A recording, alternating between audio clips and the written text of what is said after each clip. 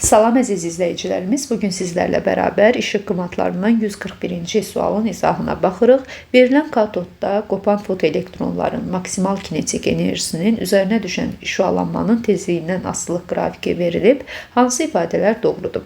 Qrafikə diqqətlə baxsaq, kinetik enerjinin tezlikdən asılılıq qiyməti verilib və bildiyimiz kimi nü0 qiyməti burada qırmızı sərhəd tezliyinə uyğundur. Yəni nü0 və nü0-dan böyük qiymətlərdə fotoeffekt baş verir.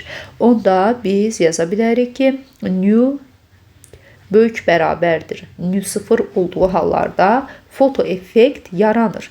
Deməli, tezliyin nü böyük bərabər nü0 qiymətlərində şüalanma fotoeffekti yarada bilər. 3-ü biz doğru cavab olaraq götürməliyik. Bəli, nü0 qırmızı sərhəd tezliyidir. Bunu qeyd etdik.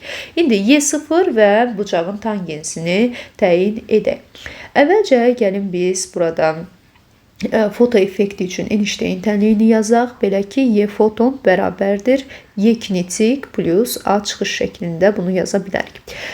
İndi burada gəlin alfa bucağın tangensini təyin eləmək üçün baxın burada bir üçbucaq yaradaq. Kinetik enerjini köçürək bura. Bura olsun Y kinetik. Və bu hissə isə ümumi nüdən nü0'ı çıxmaqla alınır. Onda bu hissə isə nü çıx nü0 olacaq. İndi burada üçbucağa diqqət eləsək, tangens alfa bildiyimiz kimi alfa bucağın qarşısındakı katetin bitişik katete olan nisbətidir. Yəni kinetik enerjinin nü çıx nü0'a olan nisbətini bizə verir. Yaxşı, kinetik enerjinin nü çıx nü0'a olan nisbəti hansı kəmiyyətdir? Bunu təyin eləmək üçün yenidən fotoeffekt üçün Einstein tənliyinə baxıram. Buradan kinetik enerjini alsaq, Y kinetik bərabər Y foton çıx A çıxış alınır. Fotonun enerjisini H-nü, çıxışını isə H-nü0 olaraq açsaq, onda Y kinetik bərabər H-nü çıx H-nü0 alınacaq.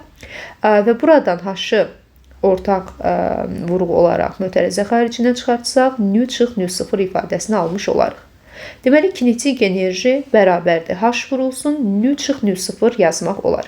Buradan H-ı tapanda əlbəttə ki, H bərabər Y kinetik böl nü çıx nü0 ifadəsi alınır.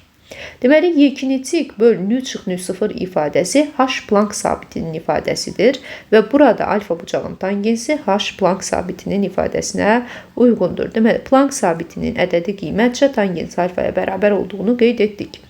İndi isə Y0-ın hansı kəmiyyət olduğunu müəyyənləşdirmək lazımdır. İndi bunları silsək. Y0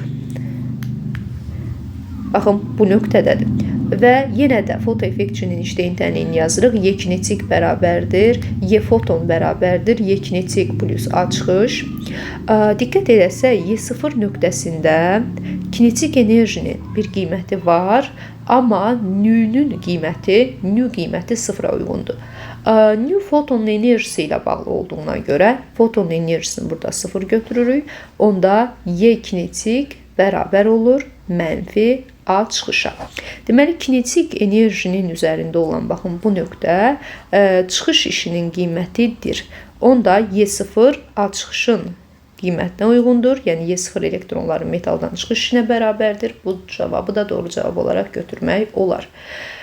141-ci sualımız bu qədər. Yenə də 147, 148 eyni tipdə suallardır. Uyğundursa, gəlin 143-cü sualımıza da baxaq. Nü bölünsün nü minimal nisbəti 3 olarsa, fotoelektronların kinetik enerjisinin çıxış işinə olan nisbətini təyin etməliyik. Baxın, kinetik enerjinin çıxış işinə olan nisbəti lazımdır. Kinetik enerjini biz fotonun enerjisi çıx A çıxış kimi yaza bilərik. Einstein tənliyində foton enerjisi çıxış və kinetikin cəminə bərabər olduğuna görə buradan kinetik enerjini tapanda Y foton çıx A çıxış alırıq. Bölünsün A çıxış. Y fotonu H-nü, A çıxışı H-nü0 kimi açıram. Yenidən A çıxış H-nü0 qiymətinə bərabərdirsə yerinə yazaq. Onda H-nü çıxılsın nü0 bölünsün H-nü0 yazmaq olar. Onda deməli kinetik enerjinin çıxış işinə nisbəti nü çıx nü0 bölünsün nü0'a bərabərdir. Buradan nü minimal, yəni nü0 olaraq mən işarə elədim. Nü bərabərdir 3 nü0 olduğundan Nün də yerinə 3 nü 0 yazsaz 3 nü 0 çıx nü 0 bölünsün nü 0 ifadəsi alınmış olacaq. Bu da əlbəttə ki 2 cavabını bizə verər. Deməli bu nisbət 2-yə bərabərdir. Sağ olun, gələn izahlarda görüşərik.